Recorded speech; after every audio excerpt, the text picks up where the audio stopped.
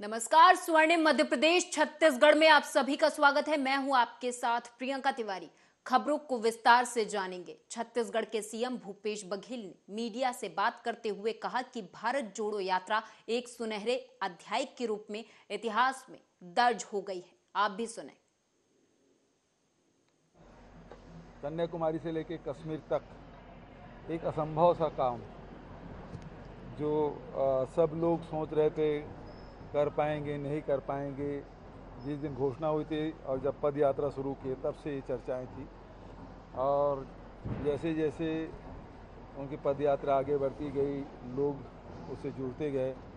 किसान, मजदूर, महिलाएं, बुजुर्ग, युवा, बच्चे, सारे लोग जुड़े, सभी वर्ग के लोग उससे जुड़ते गए और भारत जोड़ो यात्रा का समापन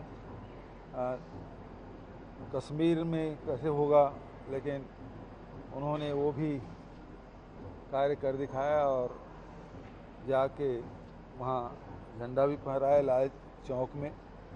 जब हम लोग 7 सितंबर को निकले तब बादल भी था, हल्की बारिश हो रही थी और जब यहाँ पहुँचे तो जम के बर्फ़बारी हुई और बर्फ़बारी में भी राहुल जी का भाषण हुआ। सब लोग थे, सारे दल के लोग थे और हम लोगों के लिए भी नया अनुभव था कि बर्फ़ में कैसे लोग रहते हैं और बर्फ़ गिरते पहली बार हम लोगों ने देखा, तो एक नया अनुभव वो भी रहा हम लोगों का और बहुत सफल कार्यक्रम रहा, सफल आयोजन रहा। सभी आयोजकों को, पदयात्रियों को जो लगातार चलते रहे और जिन्होंने आयोजन किया, जिनकी जिनकी भागीदारी, सबको बधाई, शुभकामनाएं। हमारे छत्तीसगढ़ से बहुत सारे लोग, 5-6 लोग तो शुरू से ही चल रहे थे जो अंतिम तक के रहे। फिर अभी जिस प्रकार से यूपी में, दिल्ली में जब सुरक्षा दे नहीं पा रही थी उस समय भी हमारे जीएस वेणुगोपाल जी ने शिकायत की थी, तब हमारे छत्तीसगढ़ के युवा कांग्रेस एनएसयूआई के लड़के सुरक्षा दे रहे थे और जम्मू कश्मीर तक के वो लोग गए, खूब मेहनत की उन लोगों ने भी, उनको भी बधाई, शुभकामनाएं। इस साल धान खरीदी बहुत व्यवस्थित रूप से चला और न बारदाने की कमी आई, न तौल में, न धान के उठाव में देरी हुई और पेमेंट भी, भुगतान भी लगातार होता रहा और करीब 107 लाख मीट्रिक टन से भी अधिक के धान अभी तक की खरीदी हो चुकी है। तो ये अब तक के रिकॉर्ड है। वैसे लगातार 4 साल में हमारे रिकॉर्ड बनते रहे। पिछले सरकार में कभी 84 लाख मीट्रिक टन धान खरीदी नहीं हुआ था, उसके बाद 92 लाख, फिर 98 लाख और इस साल 1,07 लाख मीट्रिक टन से भी अधिक धान खरीदी और उसका भुगतान सुव्यवस्थित रूप से संचालित हुआ। तो सभी विभाग के अधिकारी, कर्मचारी और जो लोग इसमें शामिल हैं इस व्यवस्था में, सबको मैं बधाई देता हूँ। एमपी के सीएम शिवराज सिंह चौहान ने राजधानी के स्मार्ट सिटी पार्क में पौधरोपण किया। इसके बाद केंद्रीय वित्त मंत्री निर्मला सीतारमण को बजट के लिए शुभकामनाएं दी हैं। सीएम ने कहा कि पीएम मोदी के नेतृत्व में नए भारत का उदय हो रहा है। वैभवशाली, समृद्धशाली, शक्ति संपन्न देश बन रहा है। बजट हमारे देश को इसी दिशा में और आगे बढ़ाने में सहायक साबित होगा, ऐसा विश्वास जताया है एमपी के सीएम शिवराज सिंह चौहान ने। सत्यनारायण जी हमारे प्रदेश के बहुत लब्ध प्रतिष्ठित पत्रकार थे। आज उनकी पुण्यतिथि पर मैं उनको प्रणाम करता हूं। मैं श्री कमलनाथ जी से रोज सवाल पूछता हूं, लेकिन मैं हरिभजन की बात करता हूं तो वो कपास ओंटने लगते हैं। अब तक एक भी सवाल का जवाब उन्होंने जनता को नहीं दिया। मैं ये इसलिए कर रहा हूं कि वो झूठ बोलते हैं। पहले जो झूठे वादे किए वो पूरे हुए नहीं, अब कई वादे फिर करने लगते हैं। इसलिए सच्चाई जनता के सामने आनी चाहिए। कल मैंने झूठ का पुलंदा सामने फहराया था, उसी में से अब मेरा आज फिर एक सवाल। उन्होंने कहा था अपने वचन पत्र में कांग्रेस नवीन फसल बीमा योजना लाएगी, फसल बीमा की इकाई खेत रहेगा और फसल बीमा योजना में जो किसान पृथक रहना चाहेंगे उन्हें अनुमति रहेगी। बीमा कंपनियों द्वारा किसानों को बीमा पॉलिसी एवं प्रीमियम की रसीद। एमपी के गृह मंत्री नरोत्तम मिश्रा ने कांग्रेस पर निशाना साधा, तो वहीं उन्होंने कोरोना के विषय पर भी जानकारी दी। आप भी सुने।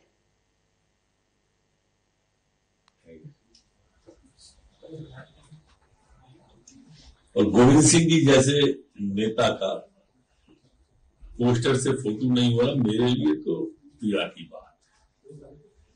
और ये बिखरती कांग्रेस है, दरअसल उनने कार्यकारिणी घोषित की तो कार्यकारी अध्यक्ष ही घोषित नहीं किए। कार्यकारी अध्यक्ष कह रहे हैं कि हम कार्यकारी अध्यक्ष हैं, हमसे कार्यकारी अध्यक्ष कहो, और कांग्रेस के अध्यक्ष उनकी घोषणा ही नहीं कर रहे। पहले से भी राहुल भैया का पचौरी जी को हाशिए पे ले आए, अब जो है कार्यकारी अध्यक्ष आ गए। इंदौर का अध्यक्ष हट गए, बन गए, वो इंदौर की स्थिति हो गई है। और इसलिए इन्होंने खुद को ही स्वयं मुख्यमंत्री घोषित कर दिया और प्रभारी ने आके मना कर दिया कि वो तो विधायक तय करेंगे। आदरणीय अरुण यादव जी को छत्तीसगढ़ भेज दिया। ये बिखरती हुई कांग्रेस है वर्तमान में। कमलनाथ जी अब कमजोर नाथ हो गए। तो कमलनाथ जी व्यापारी हैं, उन्हें समझना चाहिए कि इस वैश्विक मंदी के दौर पर भारत की इकोनॉमी 10वें से 5वें स्थान पे आ गई है और समझने नहीं चाहते हैं। आलोचना के लिए सिर्फ आलोचना, उसकी तारीफ तो करेंगे नहीं। हमने जो लक्ष्य निर्धारित किया था, हम लक्ष्य के करीब पहुंचे। कोविड की महामारी के बाद भी आज भारत विश्व की 5वीं इकोनॉमी है। आप तो 15 महीने सरकार में रहे, खजाना खाली है, खजाना खाली है, कहीं रोना रोते रहे। कोई भी ट्वीट करने के पहले अंतर्मुखी भी होना चाहिए। कोरोना के नए प्रकरण शून्य हैं, ठीक होकर जाने वाले भी शून्य हैं। सैंपल 405 आज आए हैं। संक्रमण दर शून्य है। रिकवरी दर 98.7 है। पुलिसकर्मी एक नए शून्य है, एक्टिव शून्य है। वैक्सीनेशन 52,990 लोगों का संपूर्ण प्रदेश का है। कुल आज तक का 13,38,85,096 नया वैक्सीनेशन। एमपी सरकार के कृषि मंत्री और किसान नेता कमल पटेल ने केंद्रीय बजट पर अपनी प्रतिक्रिया देते हुए कहा कि पीएम मोदी के अथक प्रयासों से वित्त मंत्री निर्मला सीतारमण की तरफ से लाया गया इस बार का बजट ऐतिहासिक है। आजादी के अमृत काल में मंथन करके सभी वर्गों के लिए विष निकालकर अमृत निकाला गया है, इसलिए ये बजट अमृत बजट है। आज वित्त मंत्री बहन सीतारमण जी ने जो बजट पेश किया वो प्रधानमंत्री नरेंद्र मोदी जी के नेतृत्व में ऐतिहासिक बजट है। आजादी का अमृत काल चल रहा है और इसलिए अमृत बजट है। सभी वर्ग के लिए अमृत दिया है, विष को निकाला है मंथन करके प्रधानमंत्री नरेंद्र मोदी जी के अथक प्रयासों से। जो काम 60 साल में नहीं हुआ प्रधानमंत्री नरेंद्र मोदी जी ने 8 साल में किया। कांग्रेस की सरकार रही 60 साल जिसने इस देश को पटरी से उतार दिया था, उसको पटरी पर लाए और अब तेज गति से विकास दौड़ेगा बुलेट ट्रेन की तरह। ये बजट भारत को तेज गति से आगे बढ़ाने वाला बजट है, अमृत बजट है। गरीब के लिए, किसान के लिए, महिलाओं के लिए, युवाओं के लिए, बुजुर्गों के लिए, कर्मचारियों के लिए, हर वर्ग के लिए अमृत बांटने वाला बजट है, अमृत दिया है। सभी का तेजी से विकास होगा। विकास भी दो प्रकार का होता है, एक होता है आधारभूत ढांचे का विकास, एक होता है व्यक्तिगत विकास। तो रोटी, कपड़ा और मकान और सम्मान से जीने का अधिकार प्रधानमंत्री नरेंद्र मोदी ने दिया है। करोड़ लोगों के प्रधानमंत्री आवास के लिए 66% की राशि बढ़ाई गई है। अब सबको 2024 तक मकान हो जाएंगे। कोई भी गरीब बगैर मकान के नहीं रहेगा, पक्के छत के।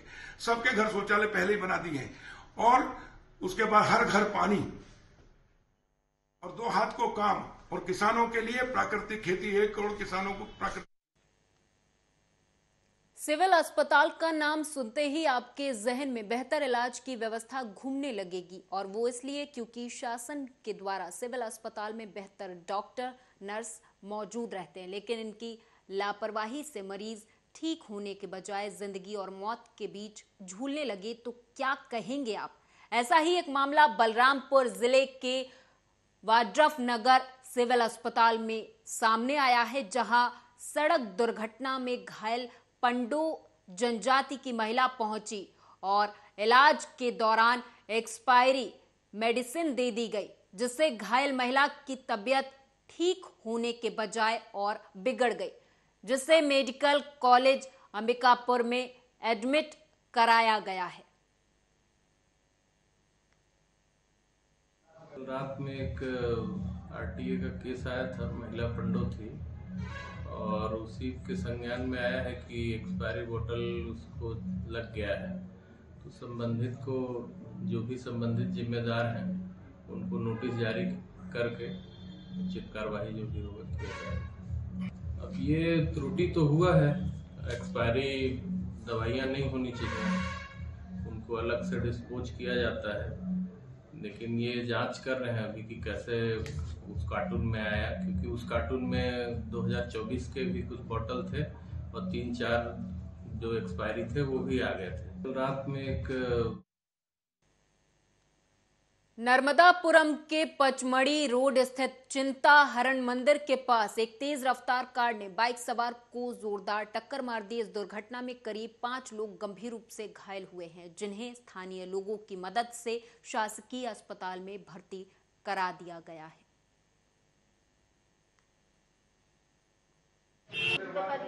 क्या हुआ आपके साथ? कैसे हुआ? हाँ,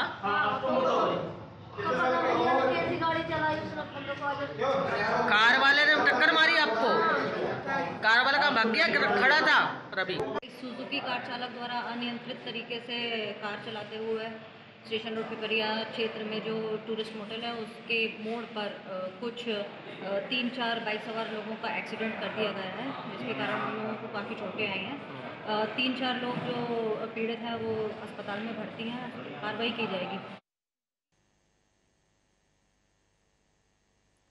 अंबिकापुर शहर में बढ़ती चोरियों पर अंकुश लगाने की मांग को लेकर आजाद सेवा संघ के प्रदेश सचिव रचित मिश्रा संघ के पदाधिकारियों के साथ नगर पुलिस अधीक्षक कार्यालय पहुंचे और नगर पुलिस अधीक्षक स्मृतिक राजनाला को चोरियों पर अंकुश लगाने की मांग कर एक ज्ञापन सौंपा। साथ ही सीसीटीवी कैमरे में कैद हुई साइकिल चोरी की वारदात का वीडियो भी नगर पुलिस अधीक्षक को शेयर करते हुए जांच कर कार्रवाई करने की मांग की गई है।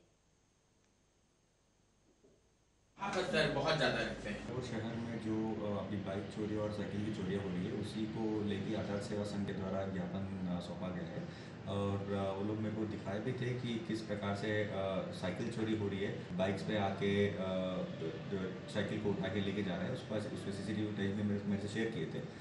उस पर तुरंत एक टीम गठित की जाएगी और जांच शुरू करेंगे। हम 2 मुख्य मांगों को लेकर नगर पुलिस अधीक्षक को ज्ञापन सौंपे हैं। इसमें पहला हमारा ये मांग था कि जो अंबिकापुर में देखने को मिल रहा है कि आज 1 महीने से लगातार चोरी की वारदातें बहुत बढ़ चुकी हैं, और तो उसमें हमने मांग किया है कि हर मोहल्ले में और रात को करीबन 10 बजे से लेकर सुबह के 4 बजे तक भोर तक पुलिस की अच्छी से पेट्रोलिंग कराया जाए, जिससे जो चोरी का वारदात बढ़ा है उसमें चोरों के मन में एक डर बैठे और जो चोरी अब हो रही है उसमें कमी आए।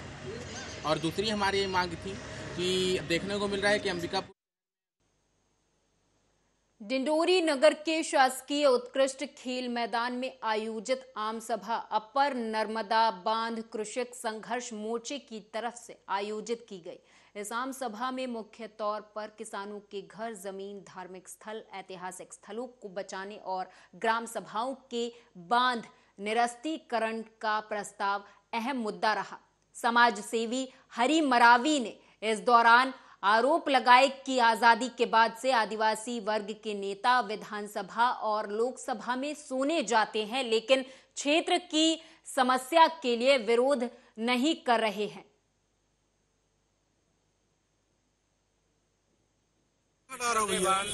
अरंडई बांध और सभापुर बांध के विरोध में सभी क्षेत्रों की जनताएं यहां आई हुए हैं और हमारी क्षेत्र की जनताओं की मांग है कि जो विट्ठल देव बांध और अरंडई बांध, सभापुर बांध निर्माण कार्य का जो काम बीच बीच में फिर सिलसिला चालू हो जाता है और हमारे क्षेत्र की जनता में एक मन में एक भय बना रहता है कि कब हमको बेदखल कर दिया जाएगा।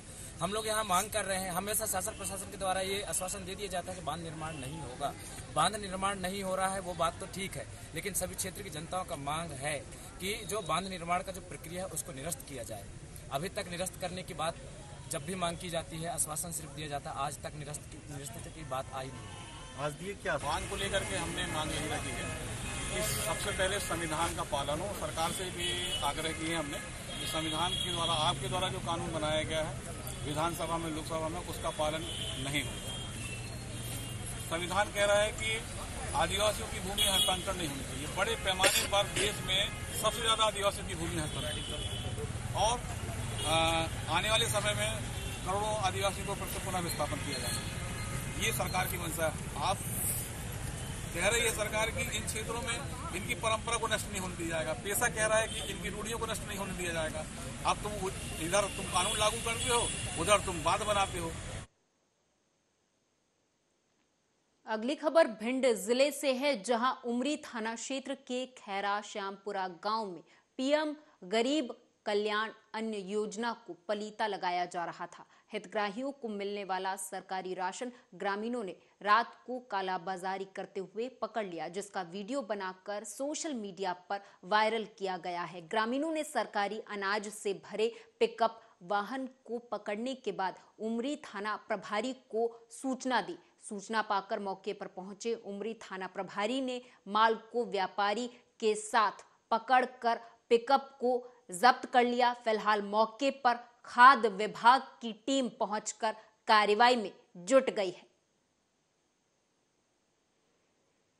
आया है, थाने से सूचना प्राप्त हुई हमारे जिलाधिकारी को कि एक गेहूं और चावल की पीडीएस की भरी हुई बोरियों की गाड़ी पुलिस द्वारा जब्त की गई है। साथ में एक व्यक्ति को भी जो हिरासत में लिया है, जिनका एक व्यापारी होना बताया जा रहा है। अब चूंकि खाद्य विभाग की टीम थाने पर उपस्थित हुई है, आगे की कार्रवाई की जा रही है। सरगुजा जिले के लखनपुर विकास खंड अंतर्गत आने वाले ग्राम पंचायत खीरी के ग्रामीण मूलभूत सुविधाओं से वंचित है। हालांकि उन्हें ये सुविधाएं नहीं मिल पाने से प्रदेश की कांग्रेस सरकार से काफी नाराजगी भी नजर आ रही है और यही वजह है कि स्थानीय ग्रामीण अब आने वाले विधानसभा चुनाव का बहिष्कार करने की बात कर रहे हैं।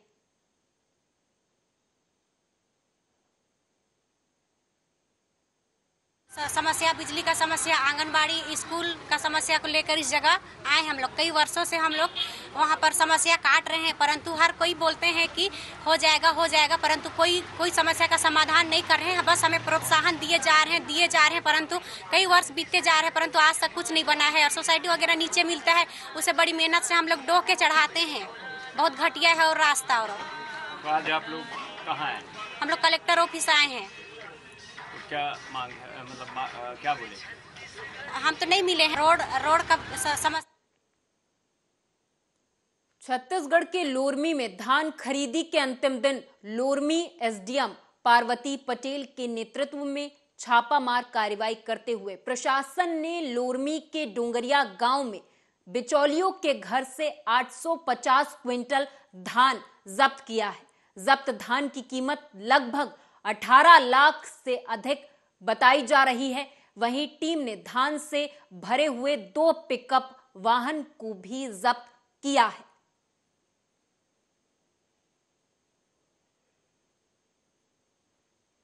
आठ बजे औचक निरीक्षण के दौरान 2 पिकअप अवैध धान परिवहन करते हुए दिखे और उसके पश्चात नरेश जायसवाल डोंगरिया के यहाँ छापामारी की कार्यवाही की गई। वहाँ 2126 कट्टी धान जब्त किया गया है।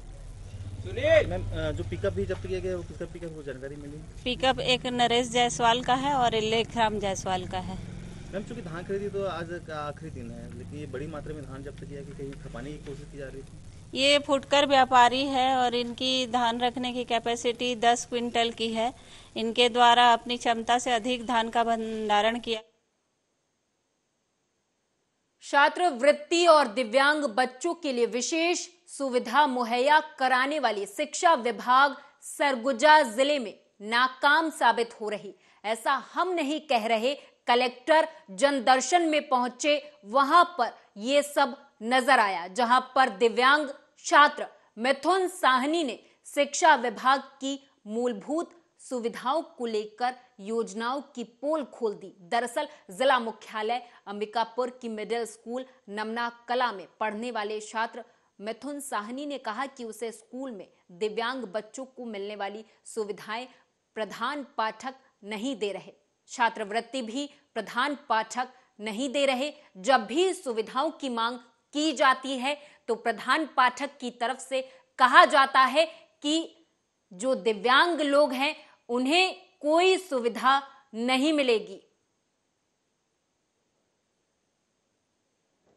गाड़ी घोड़ा के लिए आए और साल भर से छात्रवृत्ति भी नहीं मिल रहा है, गाड़ी घोड़ा भी नहीं मिल रहा है। और मैडम के पास गए तो मैडम बोल रहा है कि हम नांगल उल के हम ठिका लेके बैठे हैं, इसे उसे बोल रहा था। देख के कोई आदमी डाले हैं, इसी के लेके निकलवा के हम लोग आए कलेक्टर के पास आए, गाड़ी घोड़ा के लिए आए। एमपी सरकार ने पंचायत को अधिकार संपन्न बनाने के लिए आदिवासी क्षेत्रों में पेसा कानून लागू किया है और सभी अधिकार ग्राम सभा को दिए गए हैं, लेकिन डिंडोरी में दबंग और माफिया लोगों को कानून का भय नहीं है। ऐसा ही एक मामला मूसा मुंडी ग्राम पंचायत का सामने आया है, जहां दबंगों और रेत माफियाओं को पंचायत की शासकीय संपत्ति नुकसान पहुंचाने और अवैध रेत की निकासी करने से रोके गए। सरपंच और पेसा कानून के तहत बने ग्राम सभा के अध्यक्ष के दबंगों ने मारपीट की और झूठी शिकायत कर हत्या करने का आरोप लगा दिया।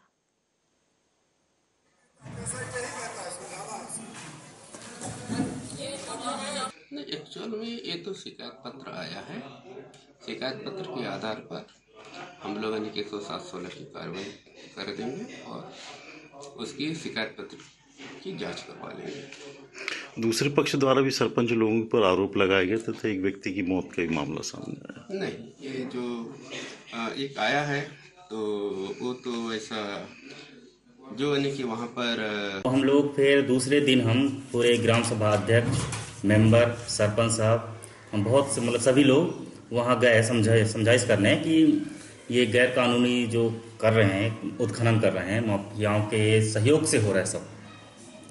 कहे जो वहाँ काम कर रहे थे, रेता का निकासी कर रहे थे, बेच रहे थे, वो लोग बोल रहे थे कि हमें जो करना है कर लो, हम पुलिस थाने में भी एंट्री देते हैं और हम अभी से नहीं, मैं 10 साल से इस जगह का ठेकेदार हूँ और यहाँ का मेरे पास पट्टा भी है, तो तुम्हें जो करना है कर लो, हम जहाँ जाना है कर लो। और उसके बाद हम पीएम आज सुबह 10:30 बजे हुआ है।